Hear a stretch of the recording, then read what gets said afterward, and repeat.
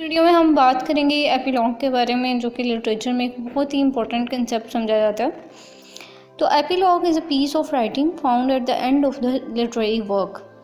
It means कि आप कोई भी लिटरेचर पढ़ रहे हैं, नॉवल पढ़ रहे हैं, पोइट्री पढ़ रहे हैं, कोई ऐसे पढ़ रहे हैं, तो उसकी जो एंड पे जो लाइन्स होती हैं ना, उसको हम कहते हैं एपिलॉग।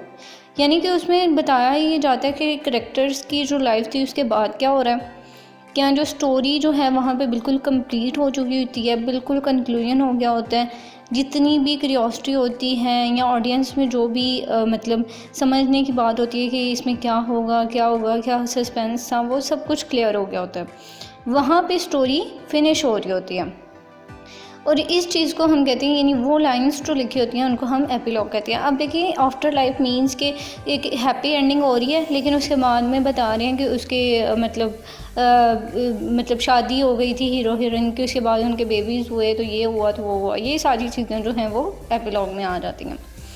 इसके अलावा इसमें ये होता है कि जो एंड होता है ना, मतलब उसमें ऑडियंस जो है वो बिल्कुल सेटिस्फाई हो चुकी होती है, क्योंकि उनकी क्यूरियोसिटी जो डेवलप हुई थी वो ख़त्म हो जाती है। अब प्रोलॉग और एपिलॉग में कंसेप्ट ही ये है कि मतलब प्रोलॉग में एक क्यूरियोसिटी डेवलप होती है स्टार्ट में, लेकिन जब स्टोरी सारी पढ़ते हैं तो एंड पे एपिलॉग में वो क्यूरियोसिटी ख़त्म हो गई होती है। यानी कि एक कंक्लूजन, एक फिनिशिंग पॉइंट आ जाता है स्टोरी में। तो यही कंसेप्ट है एपिलॉग का, बहुत ही इंटरेस्टिंग सा, इजी सा। आई होप कि आपको इसमें कोई भी एम्बिग्विटी नहीं है।